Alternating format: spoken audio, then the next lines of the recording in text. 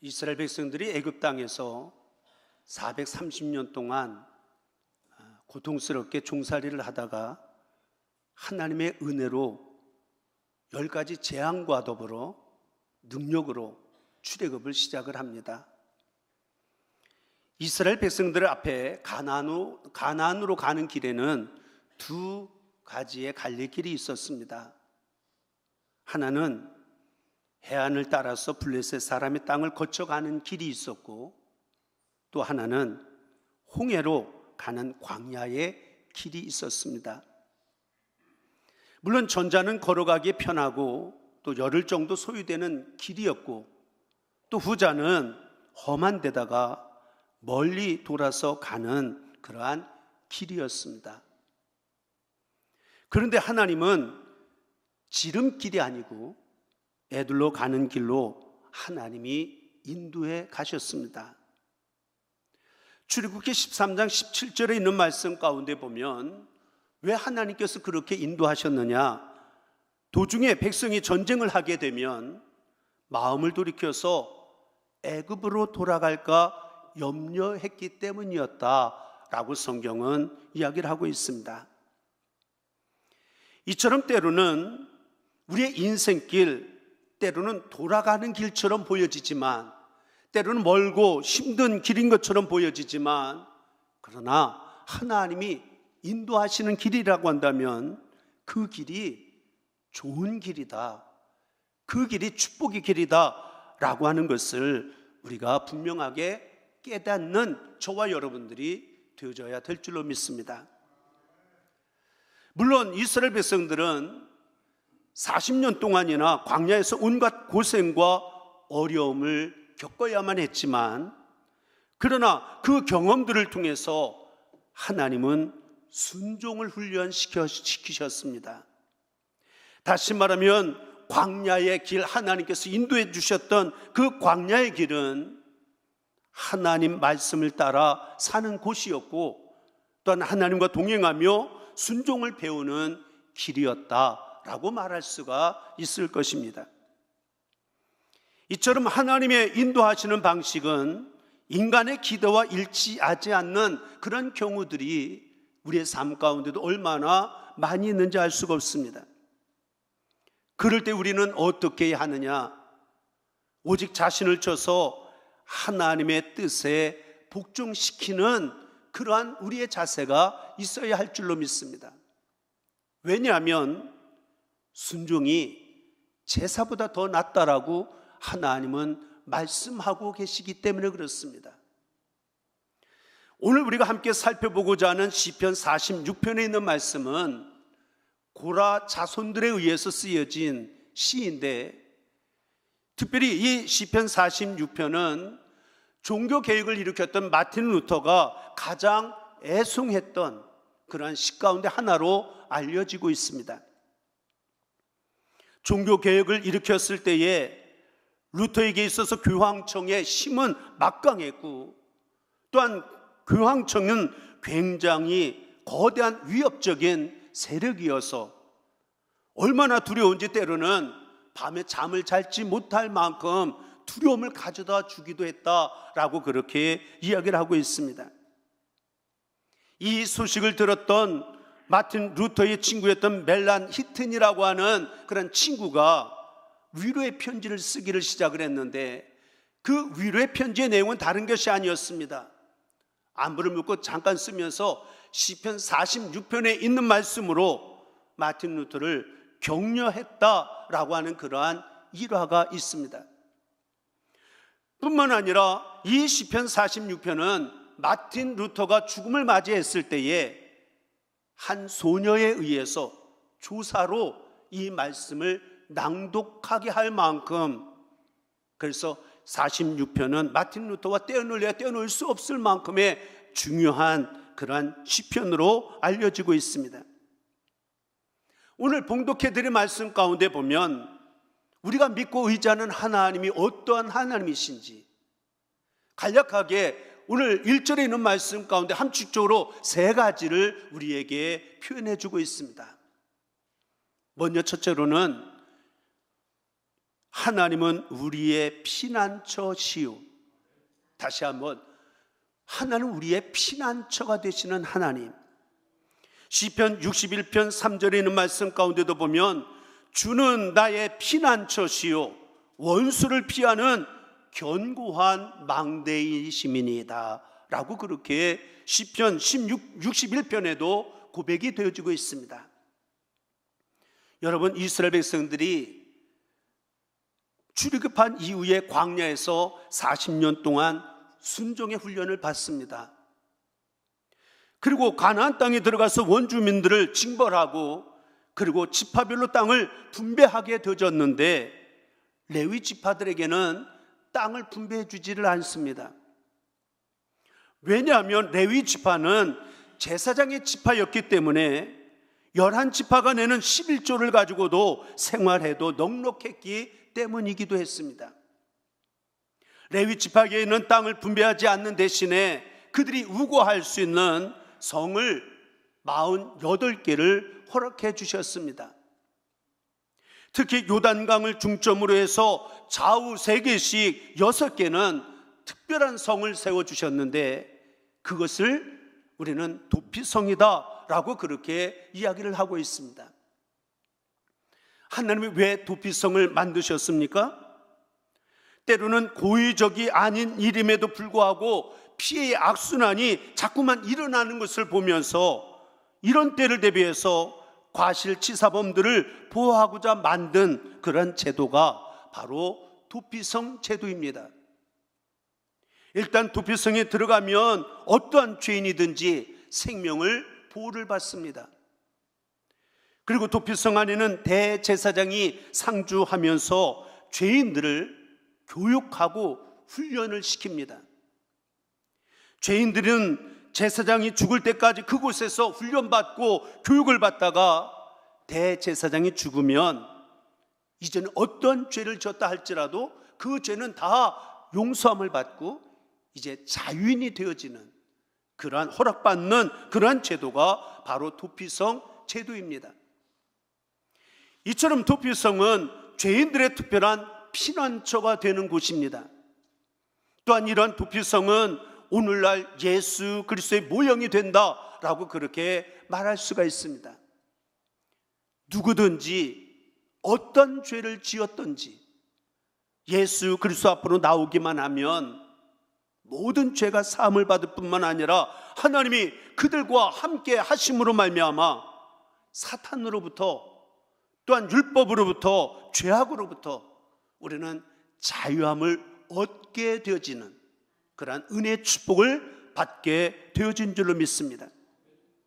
그러니까 예수 그리스도를 믿으면 죄 사함 받고 하나님의 자녀가 되어지고 또한 천국 가는 백성이 되어질 뿐만 아니라 이 6개 도피성의 이름의 뜻이 우리에게 교훈해 주는 것처럼 거룩, 능력, 교제, 평안, 존귀, 행복함 6개 도피성마다 이름이 불려지고 있는데 이 6가지의 놀라운 은혜의 축복을 보너스로 우리가 받게 되어지는 것, 이것이 예수를 믿는 자들에게 피난처가 되시는 하나님의 은혜를 경험하는 축복이다 라고 그렇게 말할 수가 있습니다. 사울 왕이 다윗을 잡으려고 3,000명의 군대를 동원했습니다. 그런데 성경 말씀을 읽어가면서 보면 3,000명의 군사를 풀었지만 끝내 다윗을 잡아들이지를 못합니다. 다윗이 신출귀몰해서 사울의 군대들에게 잡히지 않는 것입니까? 아니면 땅이 너무 넓어서 3,000명의 군대를 가지고는 도저히 잡아낼 수가 없었던 것입니까? 다윗 당시에 나라의 땅덩어리는 우리나라의 강원도만큼의 땅밖에 되지 아니했다라고 그렇게 우리가 듣고 있습니다. 그렇다면 어떻게 해서 다윗이 사울왕과 3,000명의 군대들 앞에서 안전할 수가 있었느냐? 그것은 하나님이 그의 피난처가 되어주셨기 때문에, 하나님이 피난처 삼아 주셨기 때문에 그는 3,000명의 군대를 동원해도 결국은 안전하게 하나님이 지켜주시고 보호하여 주시고 인도함을 받게 되어진 줄로 믿습니다. 또 오늘 시인은 고백을 합니다. 하나님은 어떤 하나님이냐? 심히 되시는 하나님이시다. 시편 18편 1절에 보면 나의 심이신 여호와여 내가 주를 사랑하나이다. 여러분들, 하나님이 나의 심이 되시는 그런 은혜를 힘입고, 아무리 오늘 이 시대가 힘들고 어렵다 할지라도, 어떠한 고통과 어려움이 있다 할지라도 하나님이 주시는 힘을 가지고 넉넉하게 모든 것 이기고 승리하며 살아갈 수 있는 우리 부함의 성도들이 되시기를 주님의 이름으로 간절히 축원을 드립니다. 우리가 누가복음 8장에 있는 말씀 가운데 보면 예수님의 제자들이 주님의 명령에 따라 배를 타고 바다를 건너가게 되어졌는데, 그때 때마침 풍랑을 만나게 되어집니다. 그 풍랑을 만나서 얼마나 고통을 당하고 생사를 넘나드는 노력을 하고 아무리 심수했어 보아도 문제가 해결함을 받지 못하게 되어지는, 다시 말하면 풍랑이라고 하는 자연의 힘이 얼마나 거대하고 무서웠던지, 그러나 그런 자연의 힘보다 더 큰 힘이 바로 하나님의 힘이다. 주님의 말씀 한마디로 그 풍랑은 잔잔해지는 그러한 축복의 역사가 나타나게 되어진 줄로 믿습니다. 또 마가복음 5장에 있는 말씀 가운데 보면 예수님께서 거라사 지방에 가시다가 귀신 들린 한 젊은이를 만나게 되어졌습니다. 귀신이 들려서 제정신이 아니어서 무덤 사이를 오갔다 밤중에 왔다 갔다 하면서 동물처럼 그렇게 행동을 하는 것입니다. 예수님께서 그 청년 안에 있는 사단을 향하여 꾸짖어 명령을 하셨습니다. 마귀의 힘이 얼마나 강한데, 그런데 마귀의 힘, 그거는 하나님의 힘에는 비교할 수 없다라고 하는, 그래서 그 말씀 한마디로 사단은 그 젊은이에게서 나와서 마침 옆에서 먹이를 먹고 있었던 돼지떼 2,000마리에게 들어가서 바다에 빠져서 죽게 되어지고 말았다라고 하는 그런 사건의 말씀이 마가복음 5장에 있는 말씀 가운데 기록이 되어지고 있습니다. 또한 열왕기하 7장에 있는 말씀 가운데 보면 아람 왕이었던 베나단이 엘리사를 잡아들이기 위해서 사마리아 성을 완전히 포위를 했습니다. 사환이었던 게하시가 얼마나 두려워하고 무서워하던지 엘리사가 하나님 눈을 열어보게 하여 주옵소서, 영의 눈을 열어보았더니 하나님의 천군 천사가 더 많이 그들을 애워싼 모습을 보게 되어지면서 두려움을 물리치는 그런 모습이 있습니다. 뿐만 아니라 이 아람 나라의 군대는 한 사람을 잡기 위해서 많은 군대가 동원이 되어졌고 완전히 포위를 했지만 갑자기 어디선가 말소리가 들려오고 어디선가 군대가 몰려오는 소리가 들려오는 소리에 겁이 나고 무서워서 있는 거 다 내놓고 그리고 다 도망가게 되어져서 칼 한번 들어 싸우지도 아니하고 이기게 되어지는 그러한 승리가 있게 되어지는 그런 말씀이 열왕기하 7장에 있는 말씀 가운데 기록이 되어지고 있습니다. 여러분, 군대의 힘도 막강한 힘이 있지만 아무리 강한 군대의 힘이라 할지라도 하나님의 힘보다는 아무것도 아니다라고 하는 것을 우리에게 보여주는 한 사건이다라고 그렇게 이야기할 수가 있습니다. 심지어 죽은 지 나흘이나 되어서 썩은 냄새가 나는 나사로의 무덤 앞에 주님이 서셨습니다. 무덤을 열어놓고 주님이 명령합니다. 나사로야 나오너라. 죽었던 냄새가 났던 나사로가 걸어서 나오는 기적의 역사가 나타나게 되어집니다. 우리의 인생길 가운데 인생의 가장 절벽, 가장 마지막 우리에게 가장 큰 두려움을 가져다 주는 것은 바로 죽음이라고 말할 수가 있는데, 죽음보다 더 무서운 것이 우리의 삶 가운데 어디에 있겠습니까? 하지만 그 죽음도 이겨낼 수 있는 것, 그것이 하나님의 힘, 부활의 능력인 줄로 믿습니다. 많은 사람들이 하나님의 힘하면 자꾸만 눈에 보여지는 세상적이고 물리적인 힘만을 생각할 때가 많이 있습니다. 그러나 하나님의 힘이라고 하는 것은 내가 도저히 용서할 수 없는데 용서하며 살아가는 것, 인내할 수 있는 것, 참으로 힘들고 어렵지만 감사하며 찬양하며 살아갈 수 있는 것, 이해할 수 없는 상황 속에서도 하나님의 말씀 앞에 순종하며 살아가는 것, 이 모든 것이 하나님의 힘이고 부활하신 주님의 능력의 힘으로 우리가 이해하고 그 힘을 가지고 오늘 이 시대를 살아가는 저와 여러분들이 되어져야 될 줄로 믿습니다. 언제나 우리 안에 계신 하나님, 우리 안에서 지금도 역사하시는 하나님, 그 힘을 느끼며 살아갈 때에 나는 약한 자가 아닙니다. 어찌 보면 한없이 나약한 인생일지 모르지만 하나님의 능력의 장중 안에 오른손에 붙들마 되어지는 인생은 약한 자가 아니라 우리는 강한 자, 힘있게 오늘도 사람은 할 수 없지만 하나님은 하실 수 있습니다. 하나님은 앞서면 무엇이든지 할 수 있습니다. 오늘 믿음 안에 우리가 날마다 고백할 수 있는 그러한 하나님의 힘을 힘입고 날마다 이기며 승리의 삶을 살아갈 수 있는 저와 여러분들이 될 수 있게 되기를 주님의 이름으로 간절히 축원을 드립니다. 골리앗 앞에 선 다윗이 그렇게 여유 있고 담대할 수가 있었던 근거가 어디에 있습니까? 다윗이 좋은 무기를 가지고 있었습니까? 3m가 되는 골리앗보다 다윗이 키가 더 컸습니까? 정반대이지 않습니까? 그러나 다윗 안에는 하나님이 주시는 힘이 있었습니다. 나는 아무것도 아니지만 하나님의 힘을 가지고 있었을 때에 골리앗은 이건 싸우나마 한 싸움으로 다윗은 고백할 수밖에 없었다라고 하는 것입니다. 그래서 여호와는 나의 목자시니 내게 부족함이 없으리로다. 오늘도 하나님이 나의 힘이 되심을 믿는 그 믿음을 가지고 오늘도 살아가는 저와 여러분들의 삶 가운데 날마다 일마다 그 힘으로 말미암아 모든 것에 부족함이 없게 하시는 하나님을 고백하고 찬양하며 감사하며 살아갈 수 있는 우리 모두가 되어줄 수 있게 되기를 주님의 이름으로 간절히 축원을 드립니다. 또한 세 번째로 오늘 시인은 고백을 합니다. 환난 날에 우리의 도움자가 되시는 하나님이시다.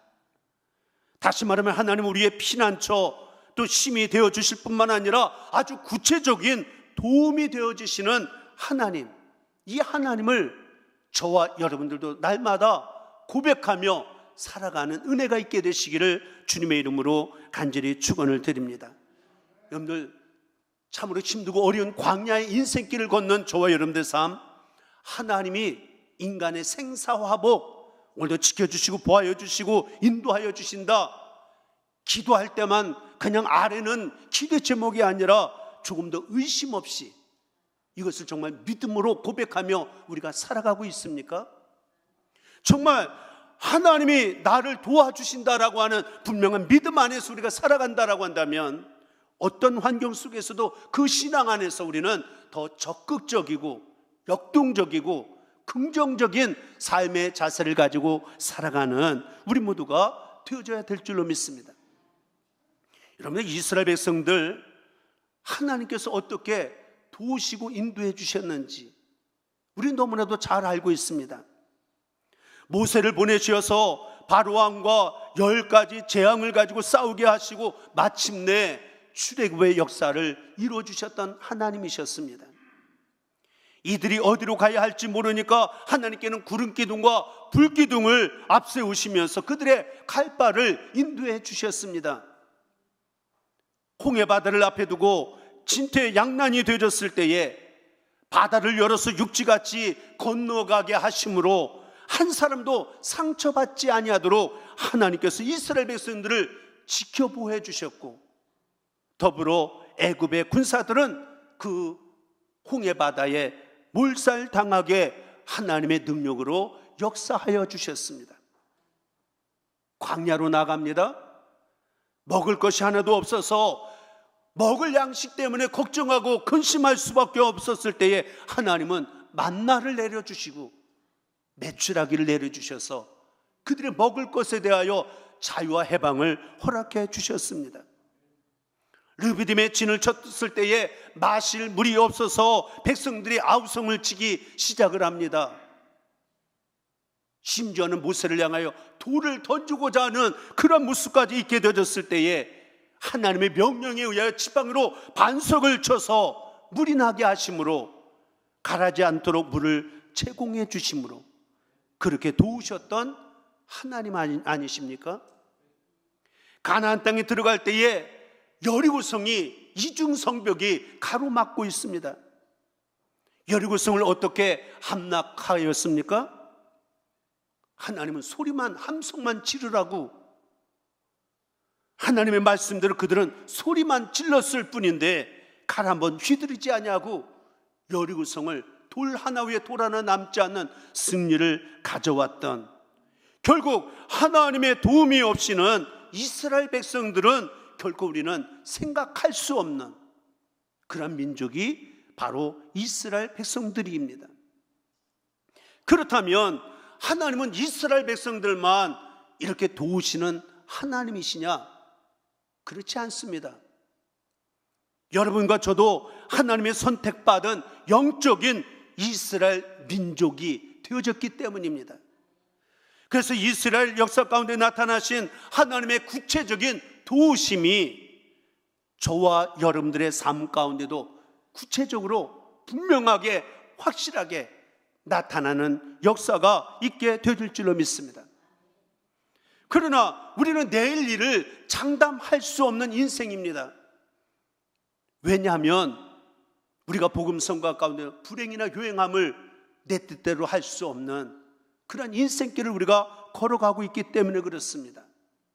오늘 시인도 시편 46편에 예고한 것처럼 때로는 땅이 변하고 산이 흔들리고 바닷물이 흉흉하고 뛰놀 수도 있는 것이 우리의 내일의 삶, 미래의 삶이 되어질 수도 있다라고 하는 것입니다.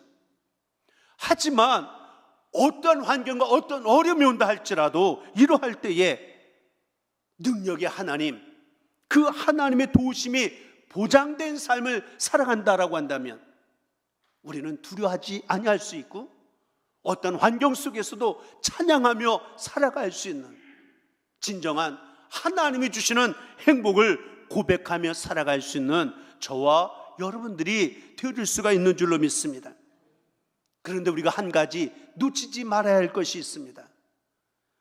하나님께서는 분명 믿음을 가진 예수를 영접한 저와 여러분들의 삶을 도우시는 하나님이시지만 그러나 무작정 막연하게 도우시는 하나님은 결코 아니시라고 하는 거예요. 그래서 오늘 말씀의 결론으로 하나님은 그러면 어떤 원리를 가지고 저와 여러분들을 오늘도 도우시고 일하시는 하나님이신지, 먼저 첫째로는 하나님은 영적인 것을 우선하시는 하나님이신 것을 우리가 먼저 깨달아야 합니다. 우리가 잘 아는 요한 3서 1장 2절에 있는 말씀 가운데도 보면 사랑하는 자여 내 영혼이 잘됨 같이 내가 범사에 잘되고 강건하기를 내가 간구하노라. 우리가 늘 암송하는 말씀 아닙니까? 오늘의 여의도 순복음이 세워지는데 조윤기 목사님이 이 말씀이 모토가 되어져서 여의도 순복음교회를 세웠다라고 고인이 되신 조윤기 목사님은 간증한 바가 있습니다. 여러분, 물질적인 것이 아무리 급해도 하나님은 영적인 그릇에 더 신경을 쓰시는 하나님이신 것을 우리가 기억하고, 그래서 예수님도 말씀하십니다. 먼저 그의 나라와 의를 구하면서 살라고. 그러면 먹고 마시고 입는 모든 문제를 보너스로 하나님이 도와주시고 인도해 주신다라고 주님께서도 말씀하신 바가 있습니다. 아무리 우리가 급하다고 하나님이 급하게 도우시는 것이 결코 아니라고 하는 거예요. 하나님은 그 전에 우리의 삶이 아무리 급하고 아무리 힘들고 아무리 어려움 가운데 있다 할지라도 하나님은 우리가 영적인 그릇이 준비되어졌는지, 우리의 믿음이 영원히 올바르게 세워져 있는지, 여기에 더 관심을 갖고 계시는 하나님이신 것을 기억한다라고 한다면, 우리가 이것을 기억하면 급하면 급할수록, 힘들면 힘들수록 그냥 하나님 앞에 그냥 하나님 살려달라고 도움을 구하는 게 아니라, 하나님, 내 영적인 그릇을 먼저 점검할 수 있는 내가 되게 해달라고. 왜냐하면 하나님은 영적인 것을 우선하시는 하나님이시기 때문에 그렇습니다.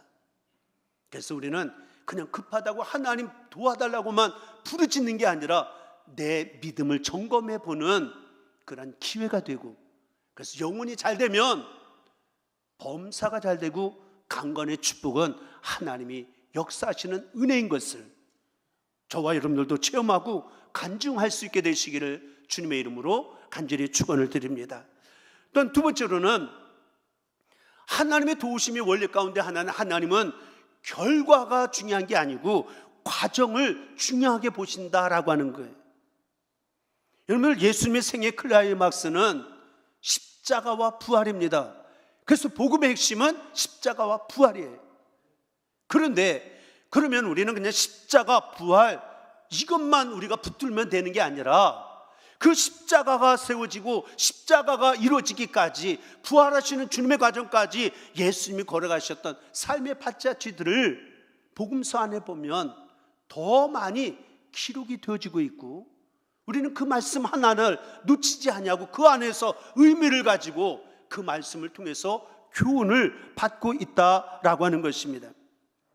다시 말하면 예수님의 생애에서 십자가와 부활이 가장 중요하지만, 그러나 그것만이 아니라 예수님이 살아왔던 일생의 삶의 모습 하나하나가 우리가 본받아야 하고, 그 안에서 의미를 깨닫고 우리가 어떠한 삶의 자세를 가지고 살아가야 하는지를 우리가 분명히 깨닫는 저와 여러분들이 되어질 때에 합력하여 선을 이루어 가시는 하나님의 도우심의 은혜 가운데 승리의 삶을 살아갈 수 있는 우리 모두가 되어지는 줄로 믿습니다.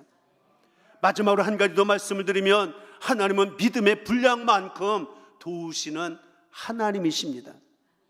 하나님의 능력은 무한하신 하나님이시지만 그 능력의 하나님이 우리를 도우시는데 내 믿음의 분량만큼, 그래서 주님이 하시는 말씀 가운데 내 믿음대로 될지어다.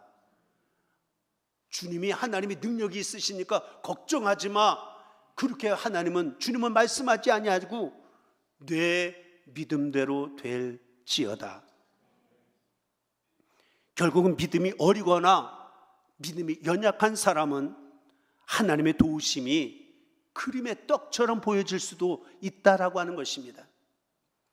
하나님은 신실하신 하나님, 인색함이 없으신 하나님이시지만, 그러나 우리의 믿음의 분량만큼 하나님 오늘도 역사하시는, 하나님이 일하시는 하나님의 도우심의 은혜가 있다라고 하는 것을 기억하면서 우리는 하나님이 능력이 없으신 것이 아니라 내게 믿음이 부족함을 깨닫는 저와 여러분들이 되셔서 더 강하고 굳센 믿음, 큰 믿음으로 무장할 수 있는 저와 여러분들이 되셔서 내 믿음대로 될지어다라고 하는 주님의 말씀으로 능력의 역사를 체험하는, 구원을 힘입고 나가기에 부족함이 없는 우리 모두가 되릴 수 있게 되기를 주님의 이름으로 간절히 축원을 드립니다.